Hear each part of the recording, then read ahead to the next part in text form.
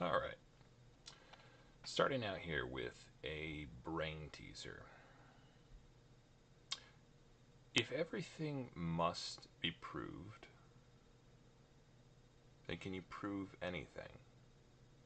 Because this is kind of a. It feels like this whole notion is kind of a starting point for most skeptics that everything must be proven. But the thing is, it feels like the logical follow on from that would be an infinite regression. If the only way to know a thing is by having it proved, and everything must be proved to be known, you end up with an infinite regression of evidence being presented and then in turn requiring its own evidence. The foundation itself then requires a foundation if everything must be proved. Not just the situation in question, but the evidence that proves that situation, and the evidence that proves that evidence, and the evidence that proves that evidence, infinity, right? So it feels like, in general, it's a statement that can't really be true. Um, it feels like, in general, there are two ways to know a thing. One of them is like direct observation, like a direct connection to the thing involved, a line of sight or something like that, right?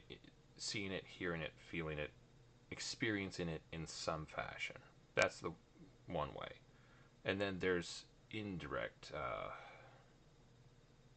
observation or whatever. You have persuasion, you have deduction, you have stuff like that, right? And that would be the idea of proving a thing exists. But the latter is predicated on the former. It feels like observation, that which is obvious or self evident or intuitive, is actually the basis for all of the proof, the evidence that we present. It's what makes it all work, and it's the only convenient stopping place for that type of thing. To be fair, of the two, I think actually indirect methodology is a lot more tantalizing in that um, direct observation is it's limited by your line of sight, right? You can only see so far, you can only hear so much, you can only your sensation only goes so far, right? But indirect methodology is it's tantalizing in that the potential is nearly limitless, right? It awakens perhaps the God complex in one. It feels like if everything is subjective and nothing is objective, nothing is universal, the meaning of a thing is never intrinsic in the extrinsic object itself. Where does that leave you? Right? It feels like it puts you in a position of having to chase every will o' the wisp, chasing rabbits down the rabbit hole through the looking glass forever. Right? Again, I tend to think that human experience is the foundation for all evidence, for everything that is provable. Um, and it's the only convenient stopping place, really, in my mind. But anyways, thought that was kind of interesting. Have fun with that. Moving on, we have a video by Metatron that we're gonna watch here. As soon as I get this thing moved out of the way.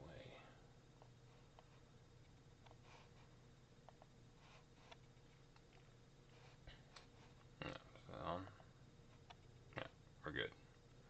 We're good.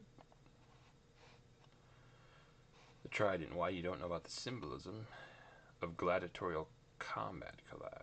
What you don't know about symbolism of gladiatorial combat collab. Alright. Let's make sure. I need to get my headphones too. Here's something. I don't actually know, but the last time I think I tried to do this, there was no, I said the last time I tried. I think sometimes when I put my headphones on and the computer switches over to Bluetooth, it actually affects the microphone stuff. Anyways, Metatron. Video by Metatron. What you don't know about the symbolism of gladiatorial combat collab. I'm not sure who he's actually collabing with. Lights everywhere. Look at what I've done for you. Subscribe. Come on, it's one click. One. If you will excuse me, one, even if you're someone who hates reactions, excuse Being so clingy. me this one, because it's a collaboration, guys, so we gotta give him some exposure because he absolutely deserves it. So, the video is called The Truth About the Trident as a Fantasy Weapon, featuring the Meta Muppet himself, the Meta Muppet. So, let's check it out. I still think this guy looks like either like Vlad the Impaler or Rasputin or someone, man.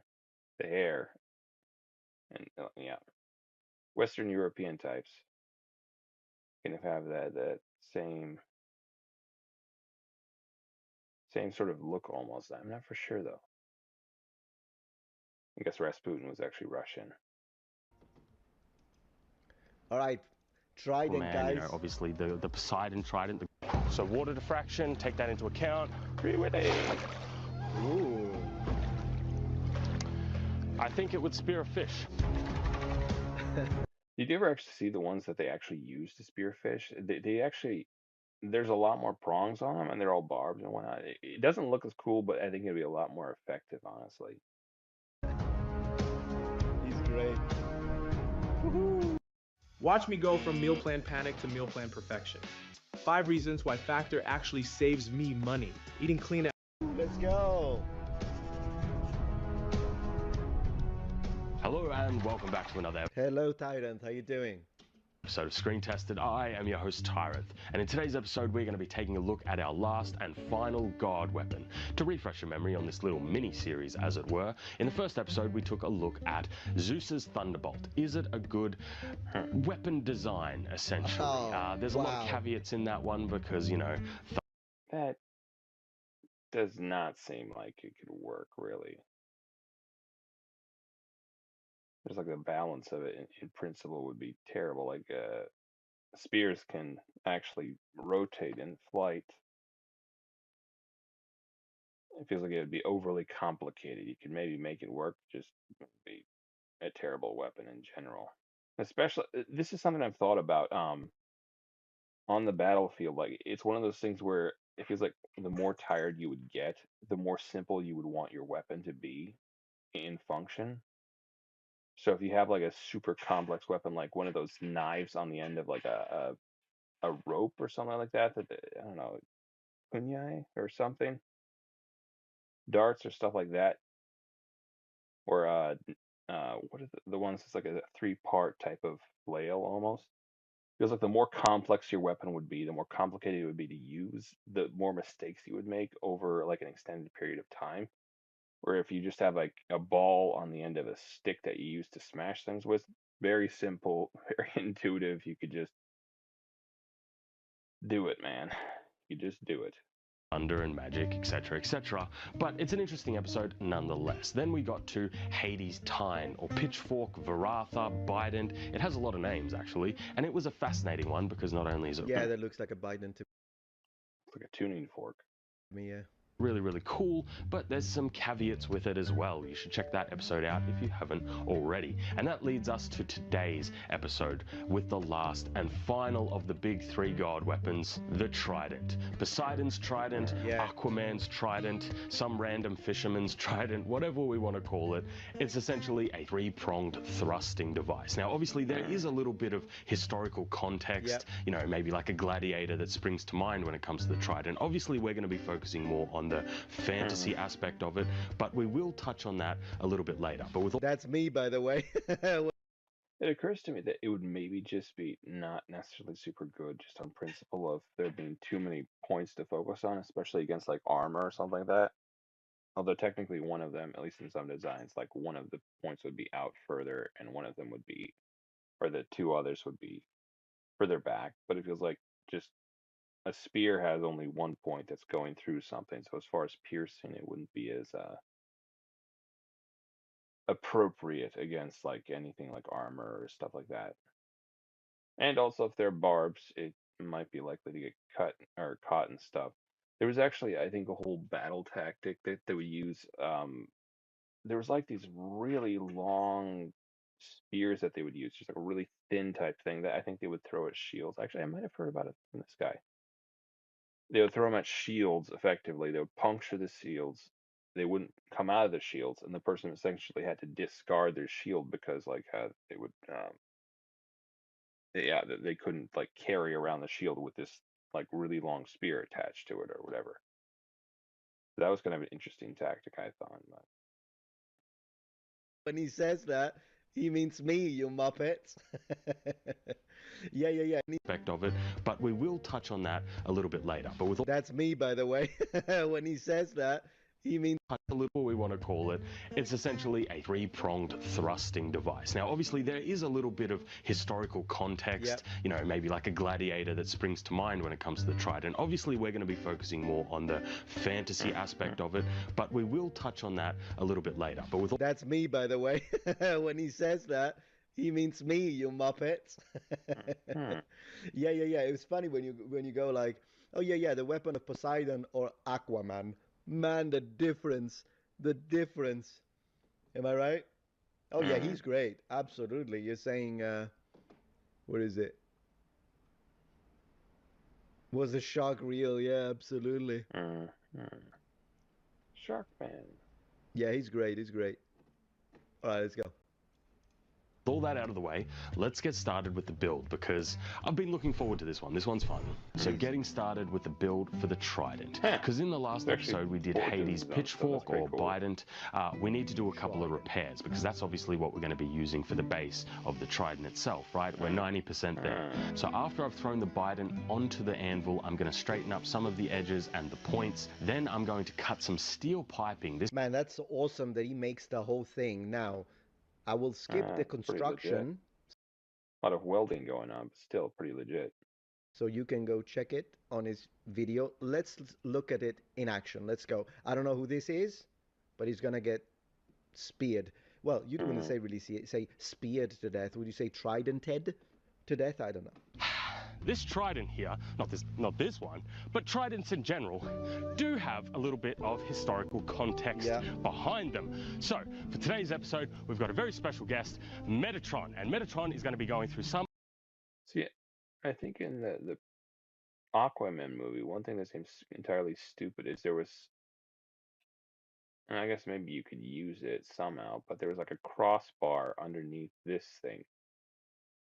Which they have those sometimes, I think, on like pig spears or whatever, right? The idea would be that like when something is running at you and you impale it, there's kind of a little bit of a thing stuck out perpendicular to the blade of the spear that would stop it from running all the way up the spear and still getting at you. But like and this one was actually lateral. It was parallel with these two things on the Aquaman movie, which is again feels a little bit superfluous and useless, but suppose you could find a use for it somehow.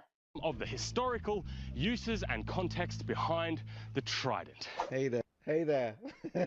So I'm gonna react to myself now. Is that weird? I don't know, but I am weird. So, watch me disagree with myself. I'm gonna get so pedantic that if I say something, I might disagree. So I think it's still worth doing it. Plus, I thought it was a nice thing. So, yeah, the Gladiatron. I'm gonna put where am I gonna put myself? Ah!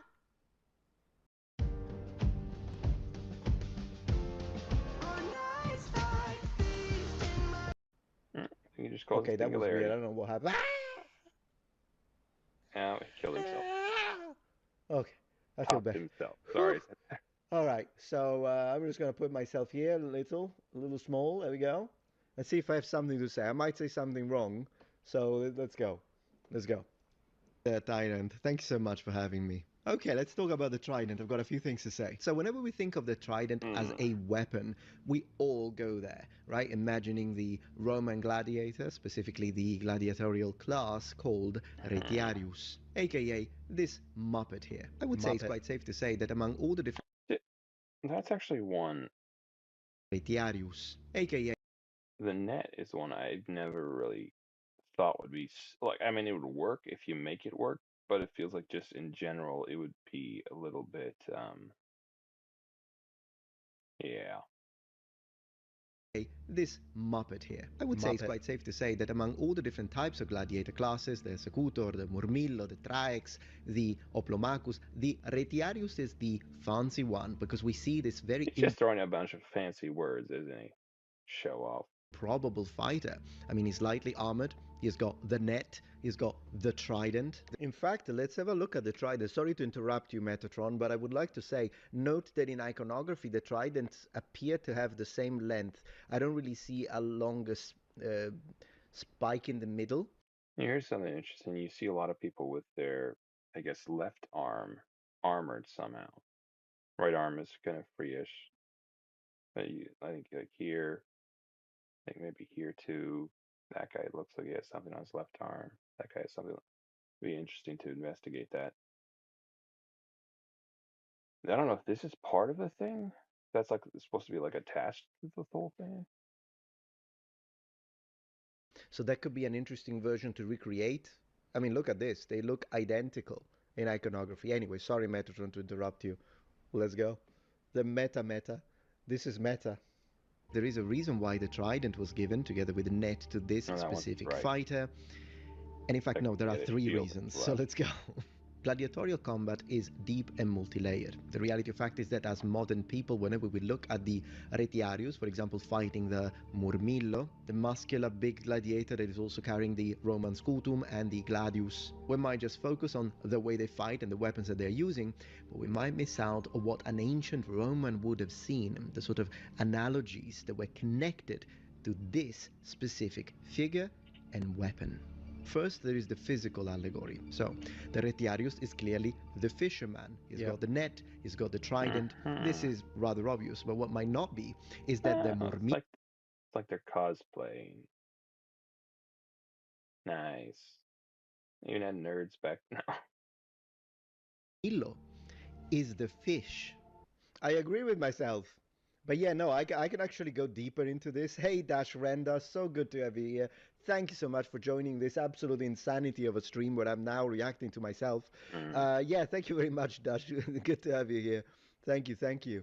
So, yeah, no, as I was saying, it's true. So that we always think that Retiarius is the fighter with the trident and he's the fisherman. I think we all know that. But the Murmillo is the fish. So from the perspective of the Romans, this was an obvious thing. This is the fish in a mythological sense. Thank you, Kristen. I appreciate that.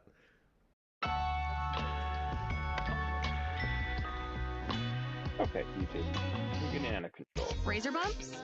Get a shave with a touch of aloe. Venus, extra smooth sensitive. The helmet that the Murmillo class is usually wearing is a representation of a specific type of fish that in Latin was called...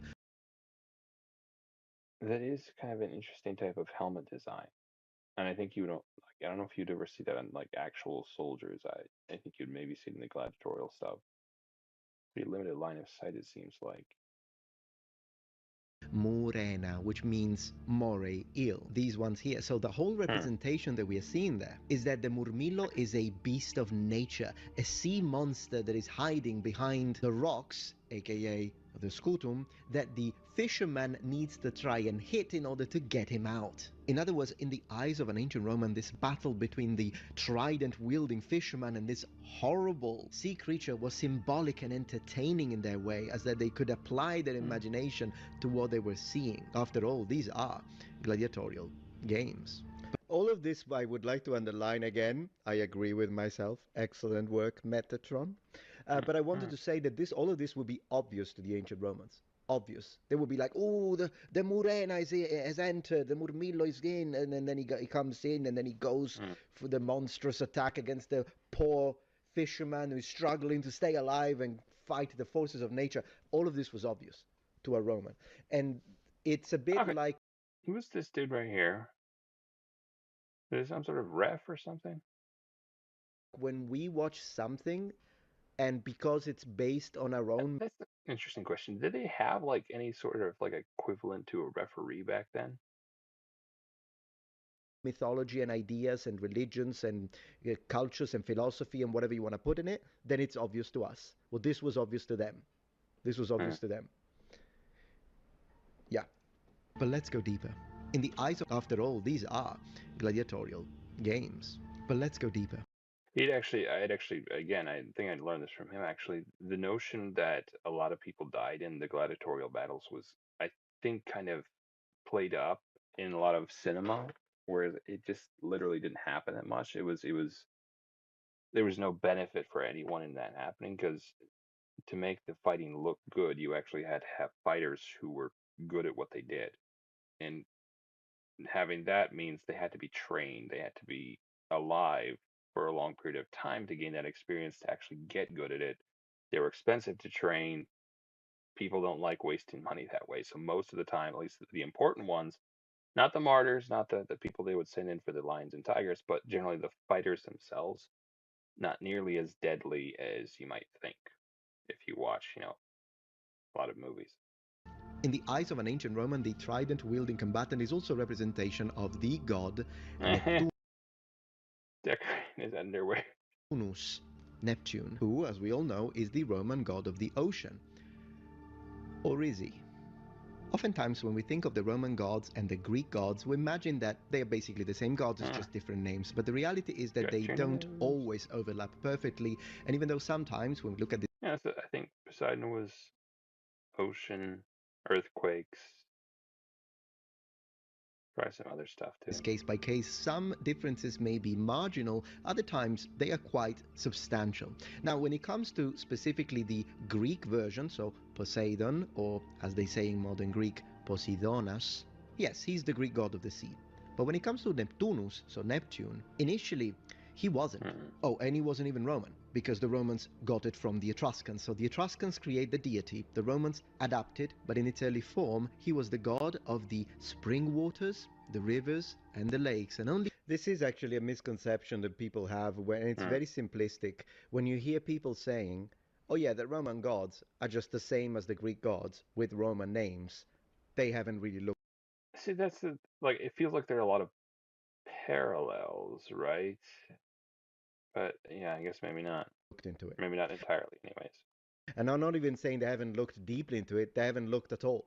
Because if you do, you'll notice that, yeah, as I say, there's connection to the Etruscans, there is syncretism, don't get me wrong, they do merge together at one point, but there will always be a difference, and the original versions are different too. So, yeah.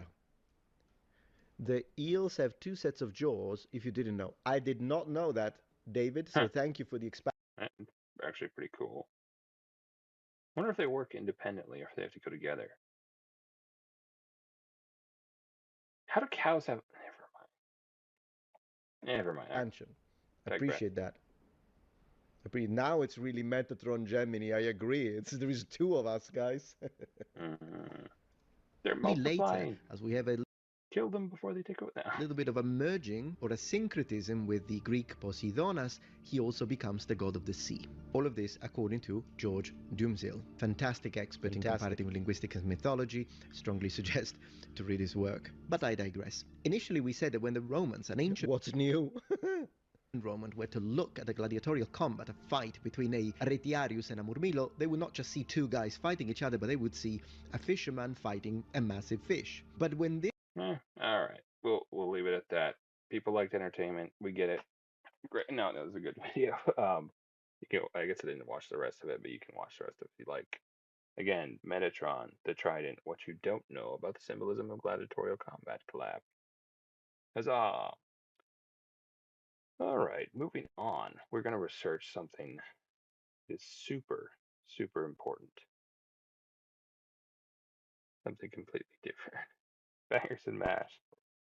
I think I've heard this in a lot of drama slash series that I watch. It's just kind of the quintessential British dish, and I kind of want to look at it. All right. Bangers and mash, or sausages and mash, is a traditional British dish consisting of sausages and mashed potatoes. The dish is usually served with onion gravy. And as I understand it, this would maybe be a. No, maybe it's not a breakfast, I guess. I don't know. The dish is usually served with onion gravy, but it may also include fried onions and peas. And this even when cooked at home, may be thought of as an example of pub grub. meaning it's relatively quick and easy to make large quantities. In 2009, the dish was listed as Britain's most popular comfort food in a survey commissioned by the TV channel Good Food. Although it is sometimes slated as the term banger has its origins in World War II, it is recorded in use at least as far back as 1919. The term is said to originate from the fact that sausages produced during the meat rationing of World War II were made with such high water content that they were liable to explode when. Oh, okay, that is unfortunate. Is there any more? Well, that's kind of a short one. All right, let's look up British dish. Huh. British cuisine consists of cooking tradition and practices. I didn't think British had cuisine beyond like fish and chips. Hmm. Has its roots in cooking tradition of the indigenous Celts, however. Ooh, Celts.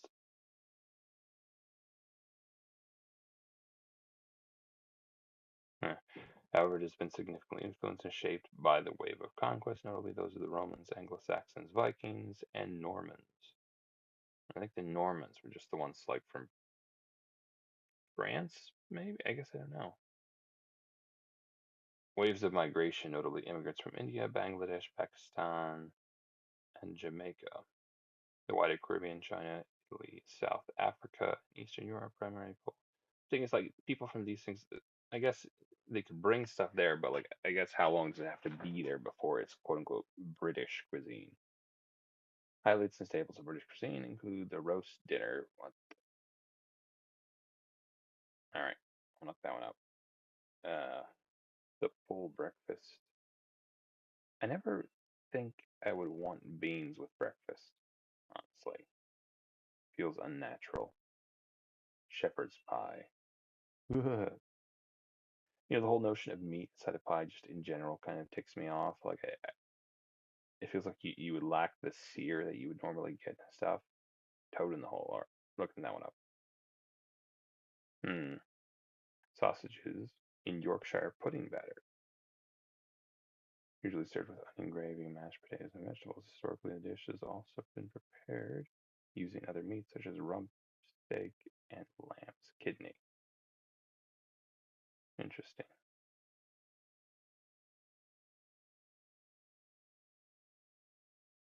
Hmm.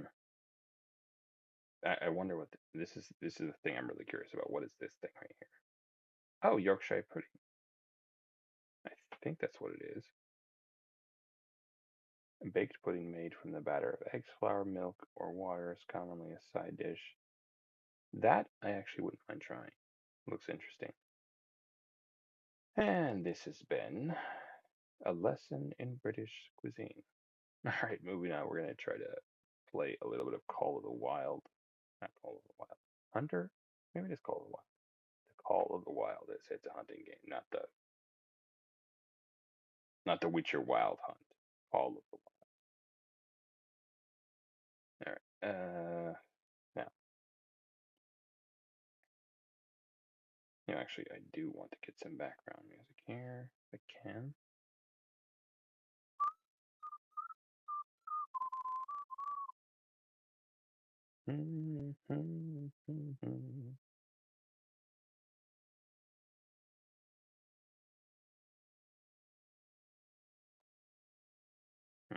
There we go. Build a website you love with Wix. For your words,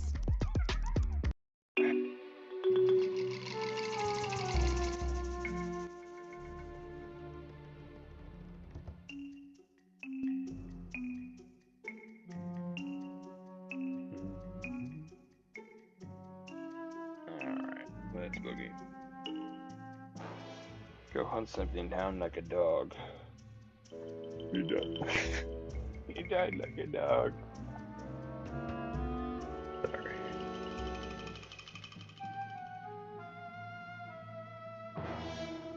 Alright. double check. The capture is on.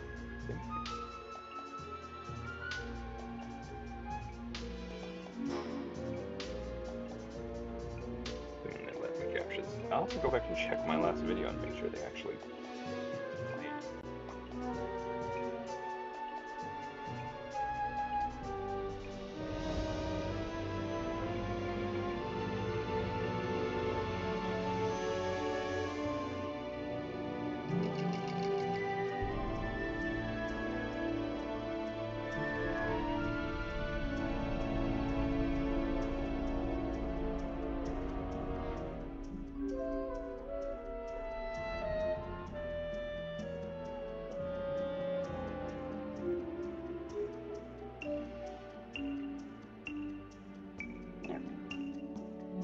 Why is it not going on?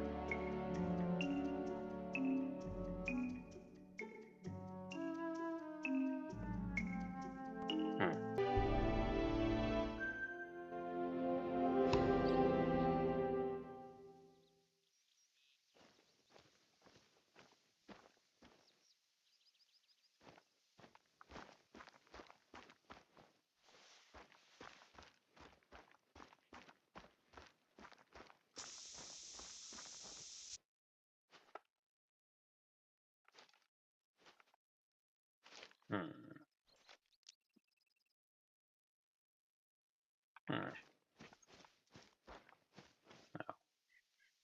Map wise, put it here. Point of interest.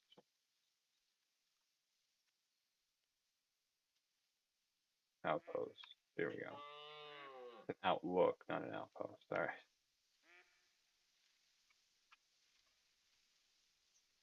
So this is where we need to go.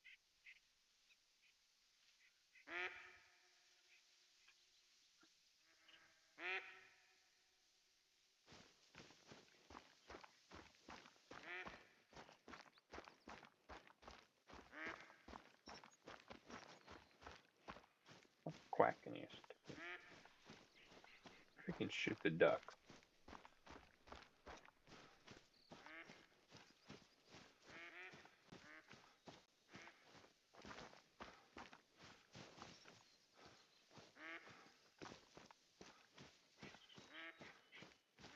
There it is.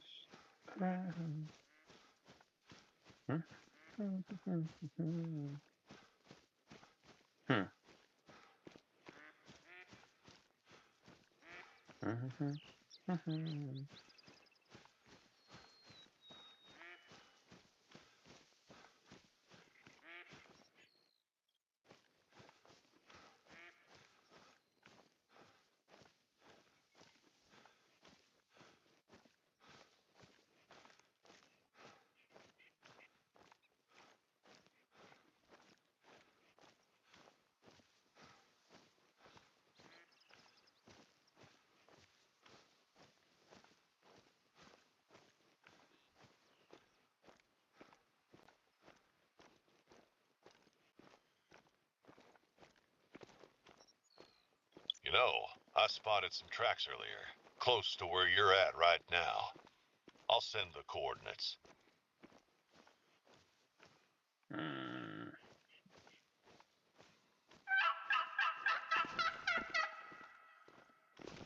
Turkeys, right? So it sounds like. Right? Damn, lost. Come on. I'm gonna be super pissed if this isn't actually going.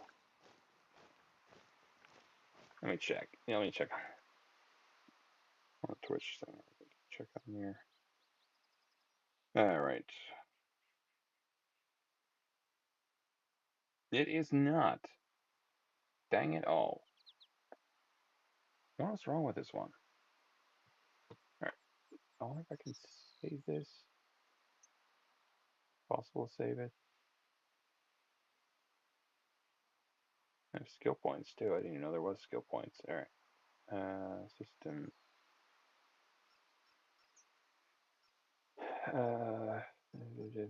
No, you cannot save it, unfortunately.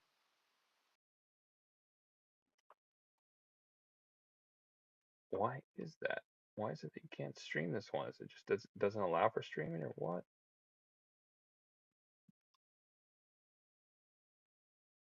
All right, Steam.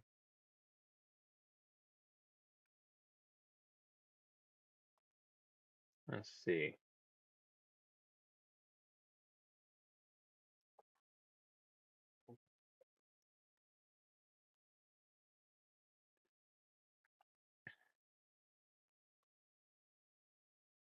All right, let's see if this will do it.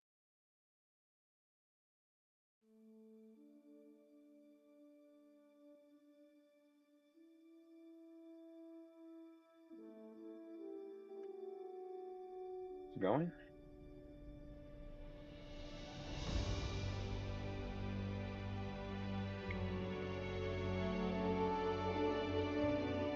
No, not going.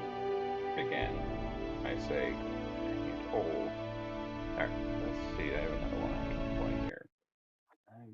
That is irksome. That means last week's stream was all kind of just me yelling into the void, and you guys couldn't see what I was doing. Not that it was like super interesting to start with. All right, let's try this. I wonder if it's maybe just that game, or if it's the whole violin of it.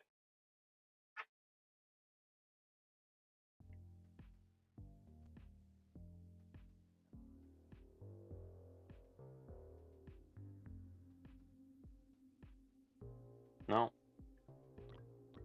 All right, come on. All right, let's figure it out.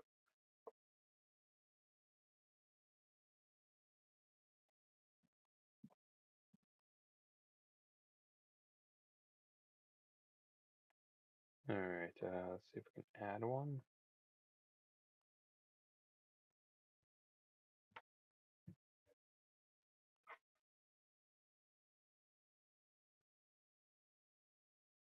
So I wonder if that would work. Okay, so capture any full screen application.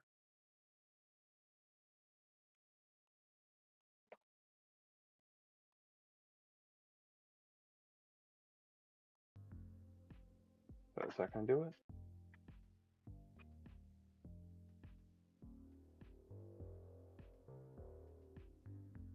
No, apparently not. Oh no! Hallelujah! But you can't see me now. All right. All right. Let's and it's way off center. All right.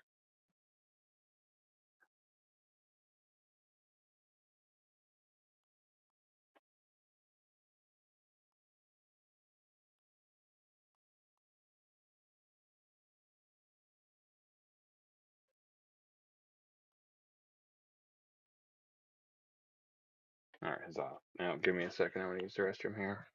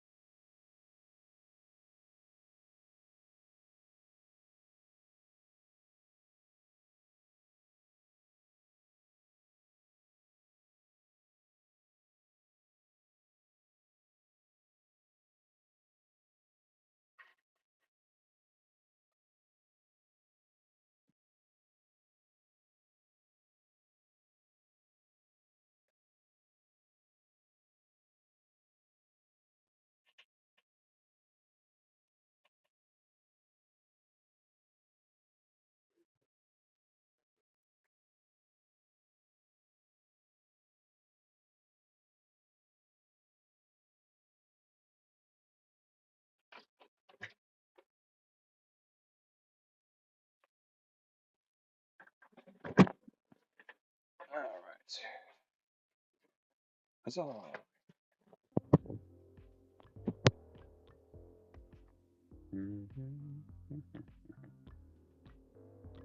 Now, I think.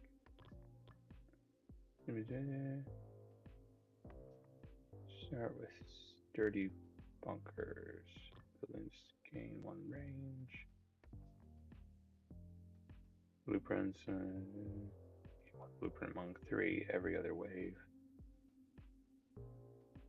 Nice. Actually, I might go for that one. Alright. Now.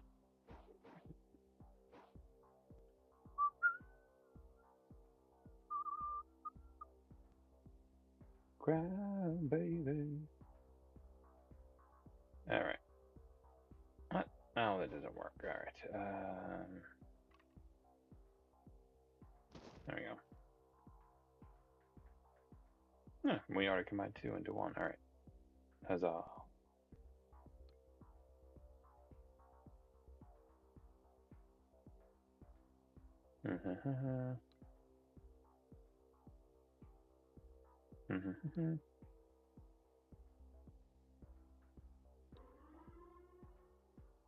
Oh. Yeah, well, I suppose that was bound to happen.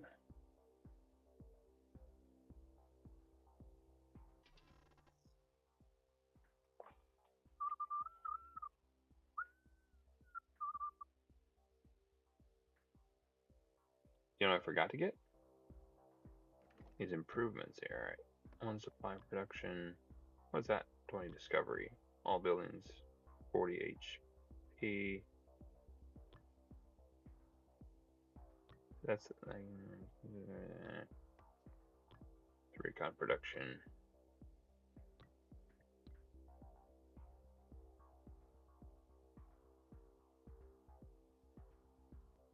Alright, let's go like so.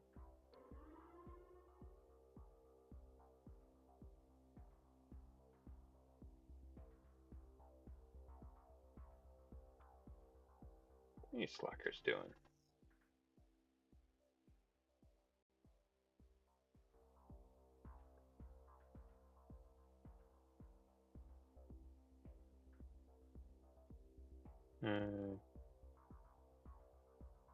Bastions. Base.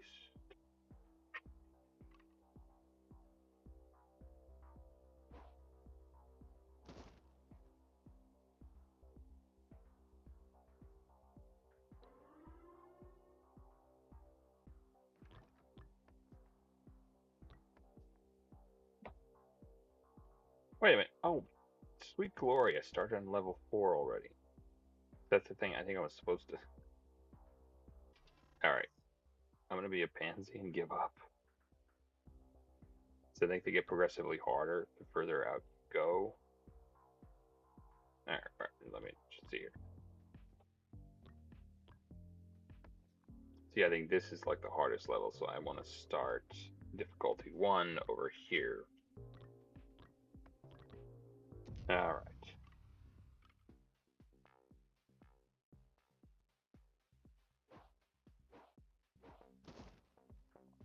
Now.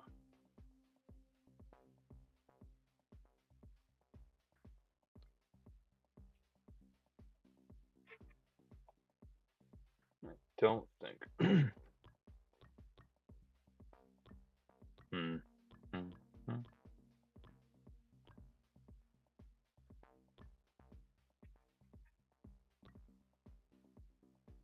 I'll go with air damage.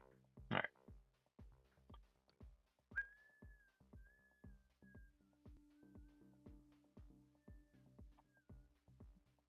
I'll go like that. Alright. Even though this would shoot off the legs, they will all fall. They would all fall down comically. I wonder if you could actually shoot through something steel like this. You had the right type of weapon and such. On threat reveal, gain 2 platforms. And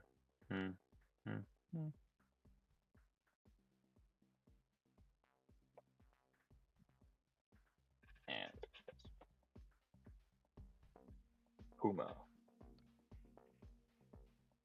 Puma. Is it Puma or Puma?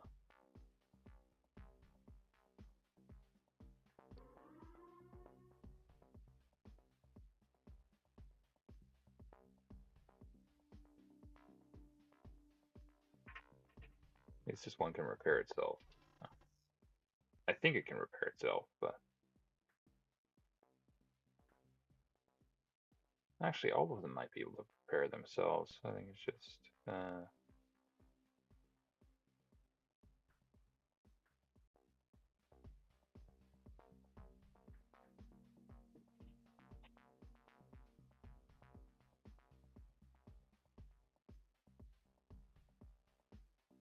simple but powerful. There. What are we doing here? Sorry. Brain glitched out for a second.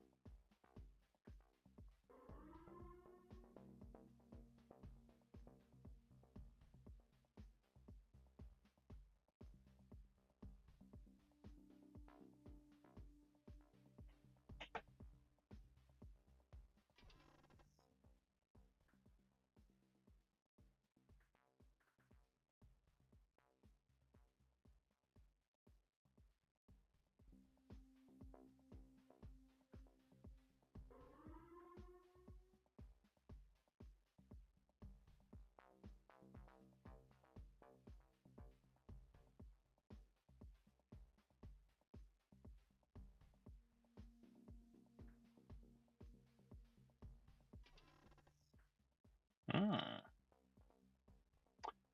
Versatile building. Its high-tech base can be used either to power its pulse cannon or as a communication relay to request more supplies. Alright, alright, alright.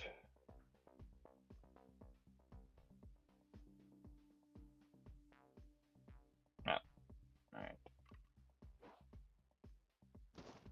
Like so.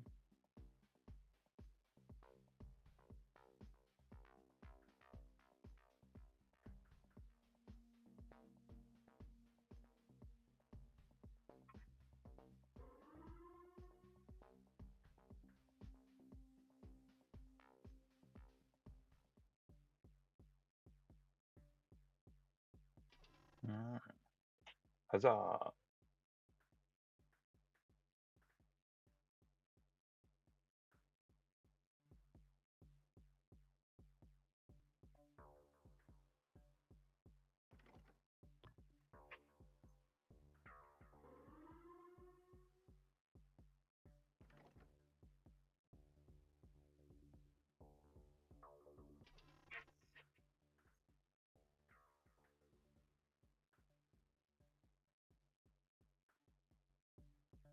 Love that. Ooh, Bastion. I don't have another place to really put one of those at this point. Okay. New threats, shields.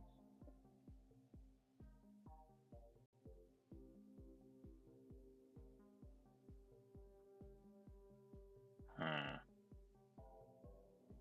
Alright.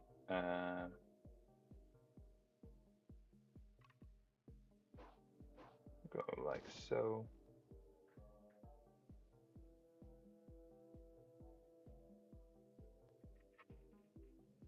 What I have this thing. Certain.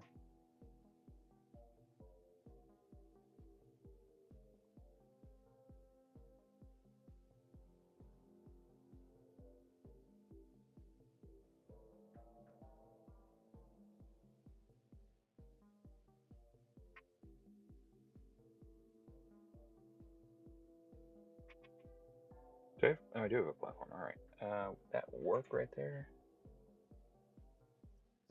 That would be ideal. Hmm. Yeah. Alright.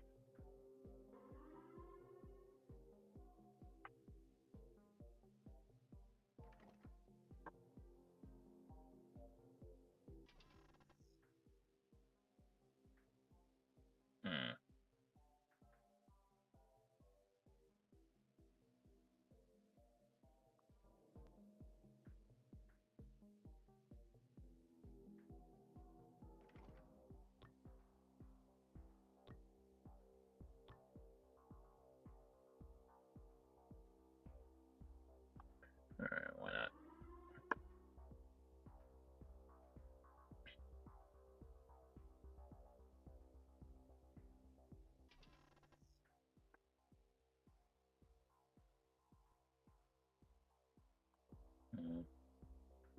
there's any place to actually put this.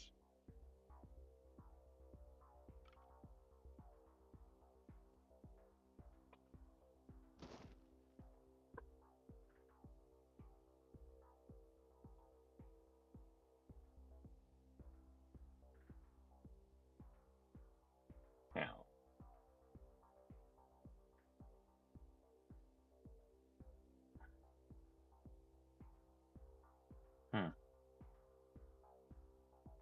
one range.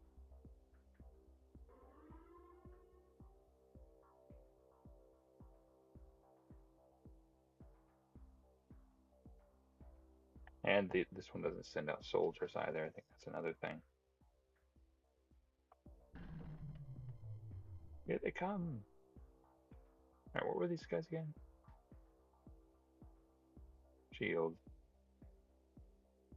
Alright,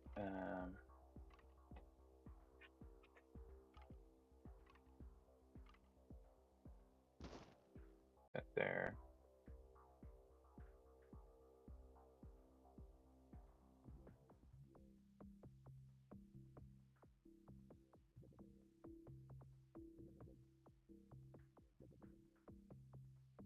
Who knows, I'll improve that one. I can't see it. Alright. Let's see if we can put a couple of these up. That'll do.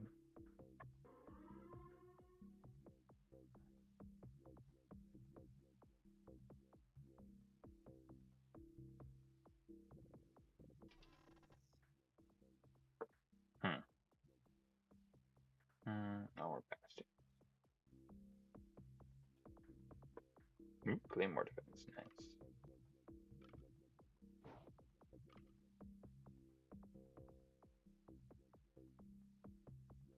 How does that not work there?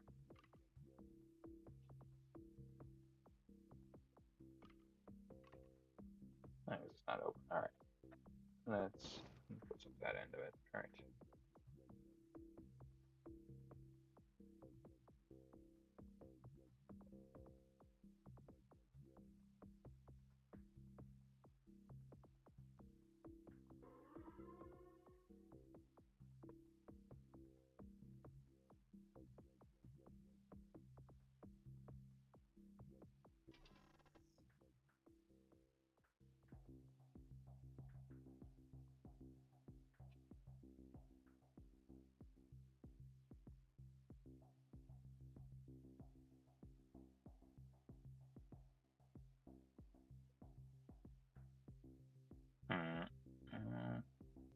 Oh, hello.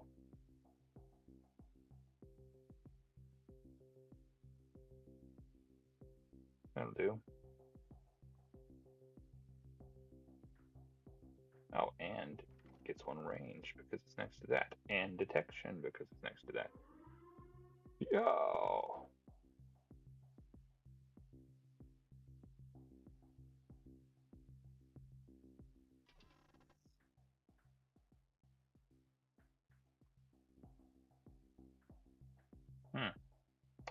Assault talons deliver assault teams to the heat of the battle.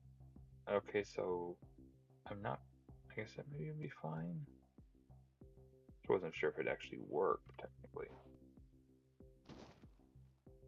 Alright, there's one avenue closed off ish.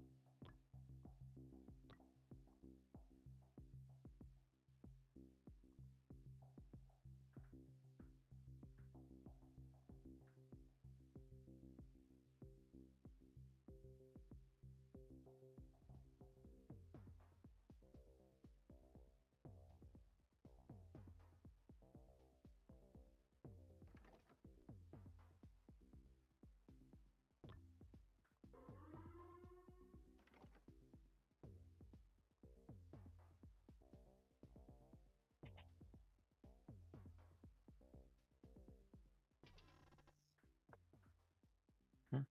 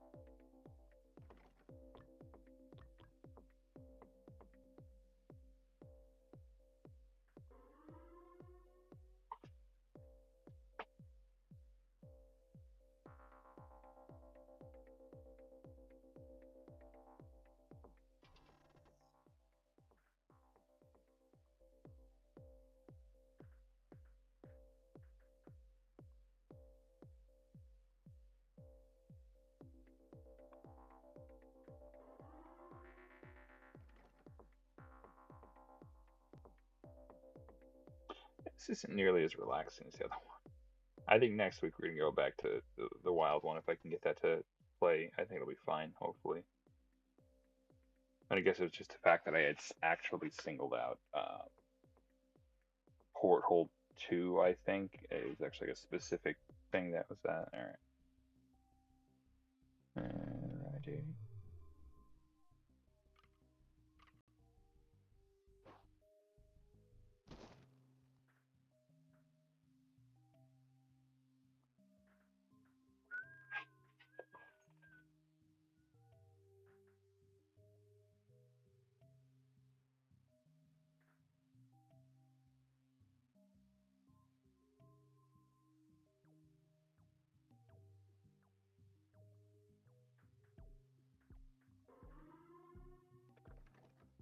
Oh, come on. Two range, two range, two range. Yo. Hmm. Hmm. Hmm.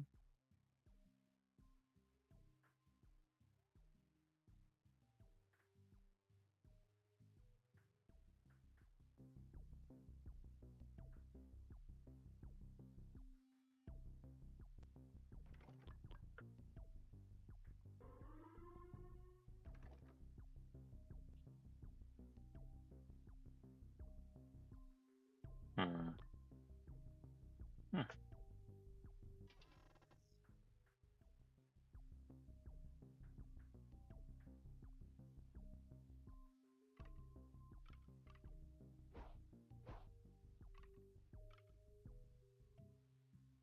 Unfortunately, I can just re-roll it here.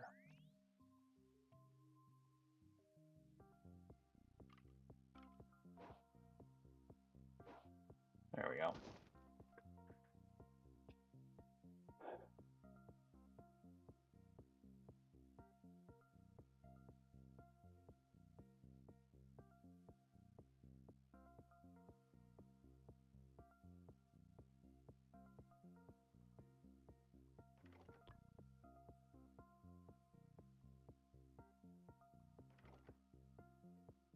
I got one over here. All right.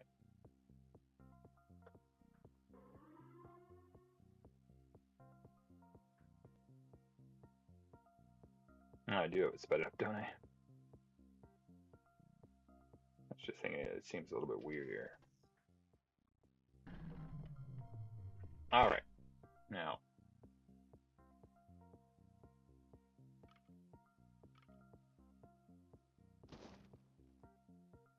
It's all right, all right.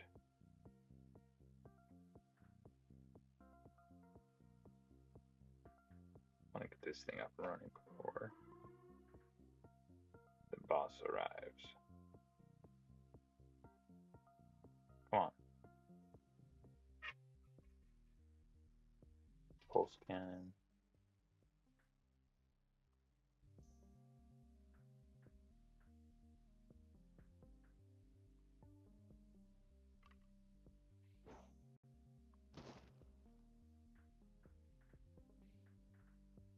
Let's see.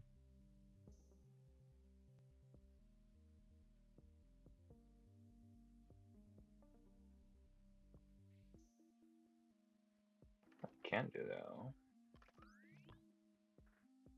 Alright, the missiles? Please tell me this can be placed up here. Yeah!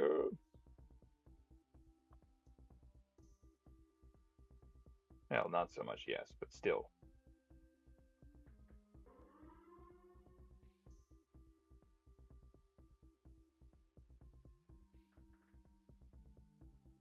Alright.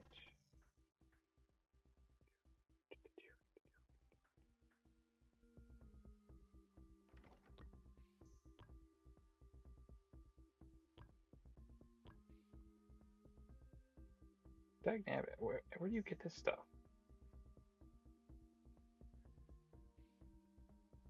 Rare resources used wisely. Because I don't have any way to gain that stuff, unfortunately. 50 damage. Gain. One of them. Alright. Better. That's already not bad.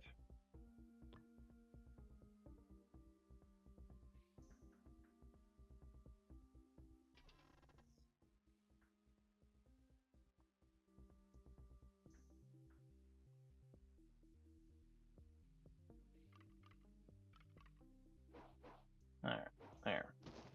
Got one of them closed up, right?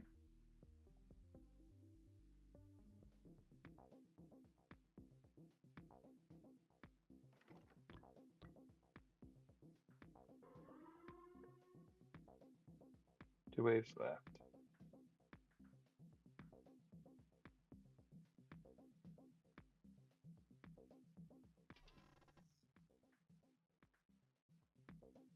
Dagnabbit.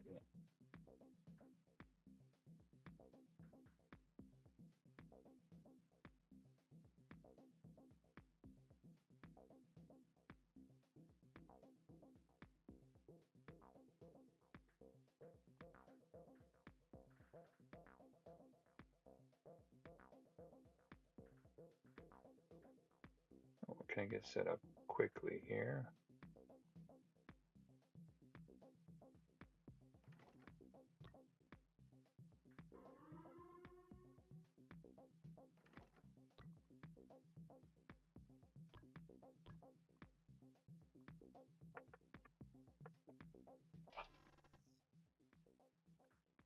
Ooh, these guys, I really like them, but there's no way I'm gonna get that set up. Let's try talents.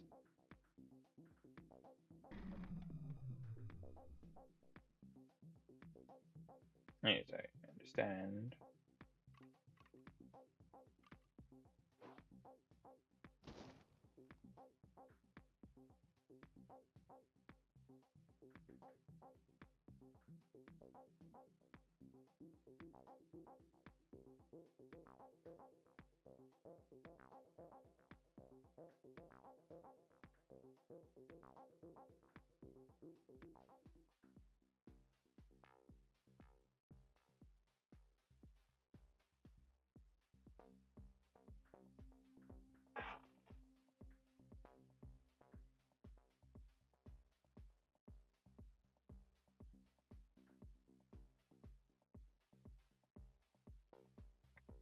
Okay.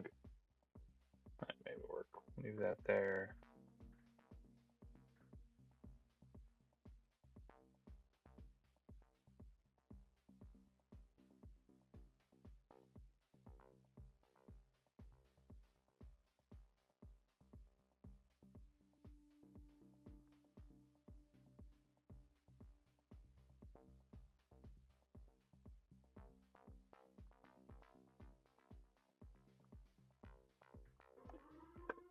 All right.